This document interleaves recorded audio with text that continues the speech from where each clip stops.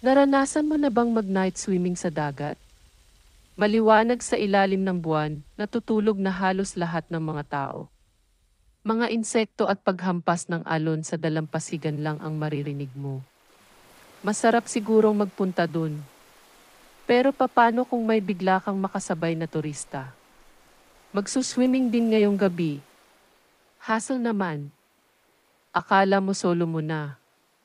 Paglakad niya sa harap ng dalampasigan, tanaw na tanaw pa ang mga bato sa ilalim ng dagat sa paanan niya. Pero ang refleksyon niya, nawawala. Baka vampira.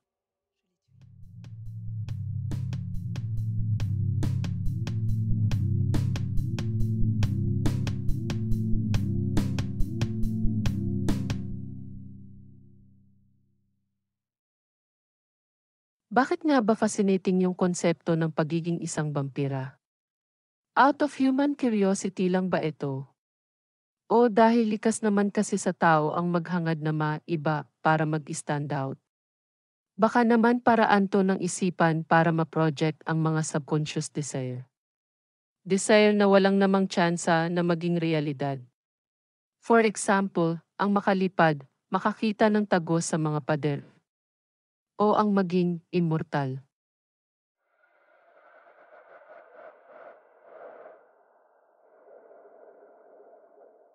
Ito si Estefan. Edukado, makisig at medyo mayaman. Bagong kasal sila ni Valerie. Plano nilang bumisita sa nanay niya para ipakilala si Valerie. Nagpakasal kasi sila nang di nito nalalaman. Pero hanggang plano na lang ata yun. Kasi sa iba't ibang kadahilan ng sinadya at di sinasadya, na stranded na sila sa isang beach hotel sa Ostend. Sandamakmak ang mga nagkukumpulang tsismoso habang umaalingaw-ngaw ang huwangwang ng parating na ambulansya. Bakit kaya ganoon ang reaksyon ng mga tao? Wait, let me rephrase that. Bakit kaya parang walang reaksyon ng mga tao? Walang naiiyak, nalulungkot o nagagalit. Buti pa nga yung nag-iisang madaldal, merong kaunting restrained na pagkabahala kahit papano. Si Estefan kaya? Ewan, napako na kasi yung titig niya sa nakalaylay na braso ng victim. Nakalimutan at natulak pa nga niya si Valerie. Parang lumipad na ang kanyang isipan. San kaya? Maraming hints na may misogynist tendency si Stefan at yung naganap sa Bruges ang trigger point nito. Ano naman kaya ang mangyayari kapag nagkita ang isang misogynist at ang isang Countess Elizabeth? Well, instantly nandoon yung magnetic na attraction. Common traits. Pero iba si Elizabeth. Alam niya kung ano siya. At alam din niya kung ano si Stefan. Pagtagal, yung atraksyon magiging kompetisyon. At ang paborito nating role reversal, predator becomes prey. May pagkaklishe yung ibang bahagi ng film, pero mas maaalala mo dito yung mga classic locations, madalas na paggamit ng pulang shade sa shots o fades, magarbong costume ng Countess, at yung soundtrack ni François de Ruby. Paborito ko yung mga eksenang unnecessary, pero di tinanggal ni Derek.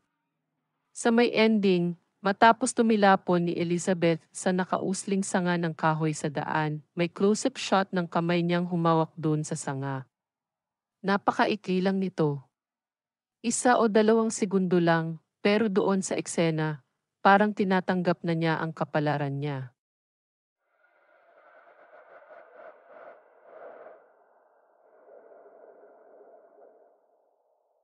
Si Kathleen na ginampanan ni Lily Taylor ay isang philosophy doctorate student. Isang gabi, sa kanyang paglalakad pa uwi galing sa universidad, may lumapit sa kanyang babae, mga late 30s siguro at di niya kakilala.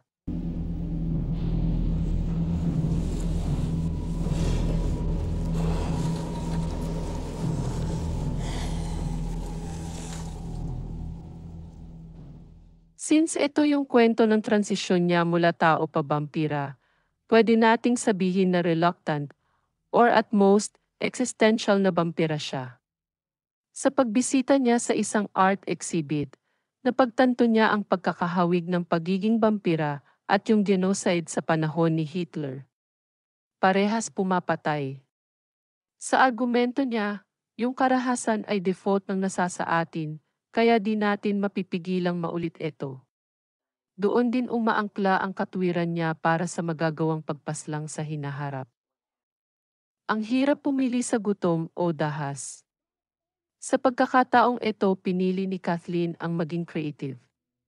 Kaysa makasakit, gumawa na lang siya ng paraan. Dahil sa kanyang denial, sinubukan niyang magpakamatay sa iba't ibang paraan. May panahong naglaslas, naghintay sa pagsikat ng araw, at sa huli, nangumpisal with komunyon, pero lahat yon, epic fail. Sabi nga nung mas nakakatandang vampira na ginampanan ni Christopher Walken, "You can't kill what's dead, eternity is a long time. Get used to it."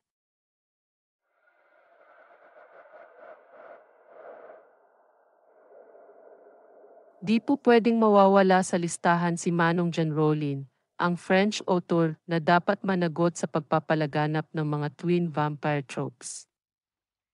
Sa Fascination, meron na naman tayong lalaking victim. Siya ay si Mark, manggagantso, magnanakaw, at may halong kamalasan. Sa pagtatago niya sa mga taong dinoble cross niya, napadpad siya sa isang mansyon sa kagubatan. Dito niya makikilala ang dalawang chambermaids o familiars na sina Eve at Elizabeth. Dahil meron siyang baril, ang buong akala niya, siya ang nasusunod, pero ang totoo, nilalansi lang siya para hindi makaalis. Ang mangdo-double cross ang na-double cross. Bakit ba siya dinidistract na manatili sa mansyon? Ang siste, mayroon kasing taunang midnight reunion ang amo nilang, well, you've guessed it by now, vampire. Kung ano pa man ang magaganap sa pagsapit ng 12:00 ng gabi, di ko pwedeng sabihin. Magagalit si Derek. Ang alam ko lang, it involves a lot of blood.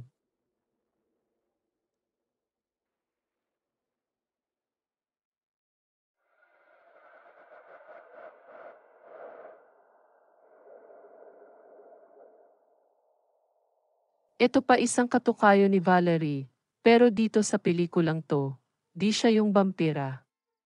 Teka, hindi nga ba o hindi pa? Ang hirap sabihin. Marami kasing ditiyak sa palabas.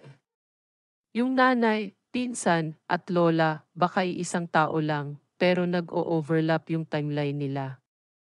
Baka doppelganger na vampira din. Hay! Sakit sa ulo.